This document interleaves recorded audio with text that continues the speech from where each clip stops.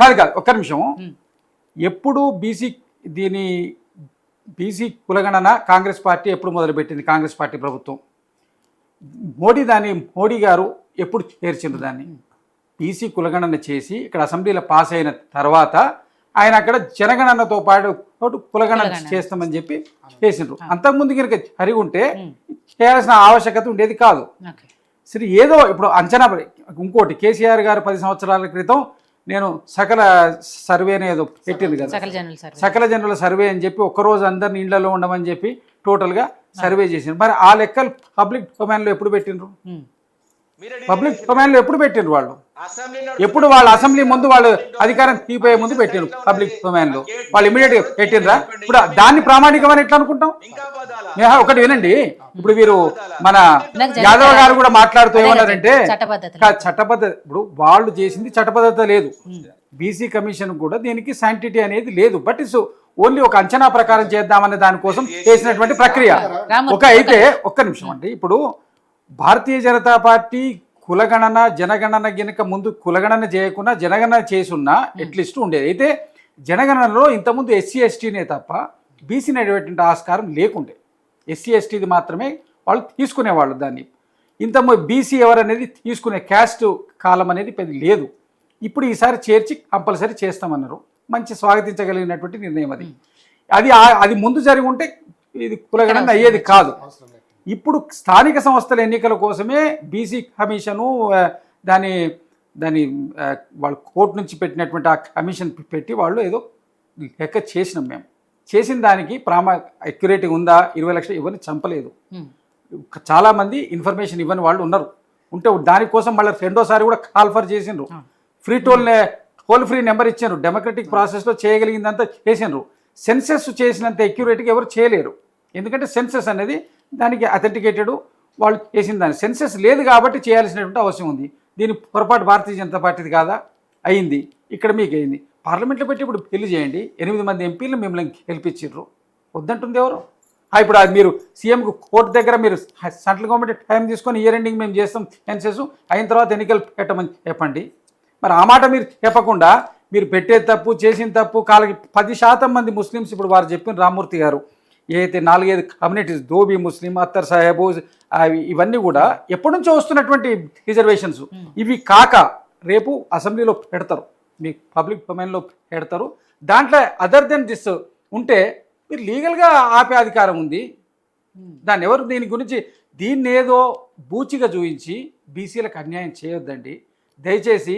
మన అప్పీల్ ఏంటంటే వాళ్లకు మీరు ఇప్పుడు ఎస్సీలు కానివ్వండి, ఎస్టీలు కానివ్వండి, బీసీలు కానివ్వండి, రాజ్యాంగపరంగా వారికి దక్కాల్సినటువంటి విద్యలో కానివ్వండి, ఉపాధిలో కానివ్వండి, జరగాల్సిన రాజ్యాధికారంలో వారికి దక్కాల్సినటువంటి భాగం దక్కాలనేది కాంగ్రెస్ పార్టీ యొక్క అభిష్టం. ఇప్పుడు ఇదివరకు పొరపాటు మరి మిగిలిన అన్ని పార్టీలు ఎవరు మాత్రం దానికి చేసినట్టు ఎంతో కొంత సామాజిక న్యాయం గురించి పోరాడింది, దానికి కట్టుబడింది కాంగ్రెస్ పార్టీని ఈ రోజు వరకు. ఏంటంటే ఇప్పుడు బీసీ ఒక పీసీసీ ప్రెసిడెంట్ మేము పెట్టినాం. ఇక్కడ ఒక అగ్రవర్ణానికి సంబంధించినటువంటి అతను ముఖ్యమంత్రి ఉంటే పీసీసీ ప్రెసిడెంట్ ఇంతకుముందు కూడా అదే విధంగా పెట్టినాం. కేశవరావు గారు ఉన్నా, డి శ్రీనివాస్ గారు ఉన్నా, 2 సార్లు డి శ్రీనివాస్ గారు రాష్ట్ర అధికారం అవడంలో వారు ఉన్నారు పీసీసీ ప్రెసిడెంట్గా. కేశవరావు గారిని పెట్టినరు. అంతకుముందు కూడా అనేక సందర్భాల్లో ఆంధ్రప్రదేశ్ రాష్ట్రం ఉన్నప్పుడు కూడా ఎప్పుడు కూడా బీసీని చాలా ఉంచిండ్రు. కొన్ని అవకాశం ఉన్న దగ్గర చాలా చోట్ల ముఖ్యమంత్రిని కూడా చేసిండ్రు. కాకపోతే ఏంటంటే మీరు ఇదే చూపించి మీరు దానికి కాంగ్రెస్ పార్టీ ఎప్పుడు కూడా కట్టుబడి ఉన్నది. భారతీయ జనతా పార్టీ వీళ్ళు బీసీల పట్ల కపట ప్రేమ మాత్రమే చూపిస్తున్నారు. ఓబీసీ ప్రధానమంత్రిని అని చెప్పుకుంటున్నటువంటి వారు బీసీ ముఖ్యమంత్రిని తెలంగాణ రాష్ట్రానికి చేస్తామని అనౌన్స్ చేసిన వాళ్ళు మీరు పీసీసీ ప్రెసిడెంట్ని చేయలే, బీసీసీ ఫ్లోర్ లీడర్ని చేయలే.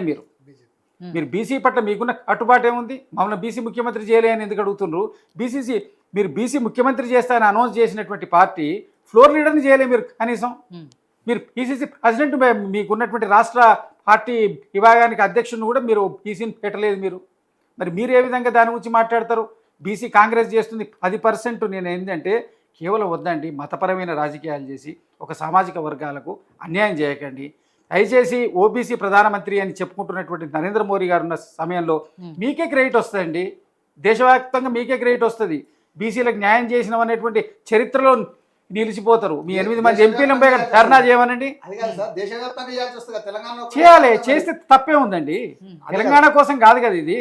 దీని ఇప్పుడు రాహుల్ గాంధీ గారి ఉద్దేశం కూడా దేశవ్యాప్తంగా చేయాలండి. చేయాలి. దేశవ్యాప్తంగా చేయండి. ఏం పోయింది, ఇంకా 4 నెలలు ఎన్నికలు పోస్ట్ పోన్ చేయమని చెప్పి ప్రధానమంత్రి గారిని చెప్పమనండి.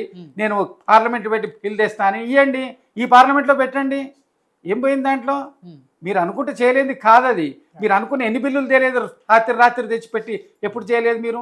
మరి ఈ బిల్లు కూడా ఇట్లా పెట్టండి. ప్రజలకు సంబంధించిన అంశం కదా. దీనికి బీసీ బిల్లు పెడితే కాంగ్రెస్ పార్టీకి వేస్తారా ఓటు? మీకు వేయరా?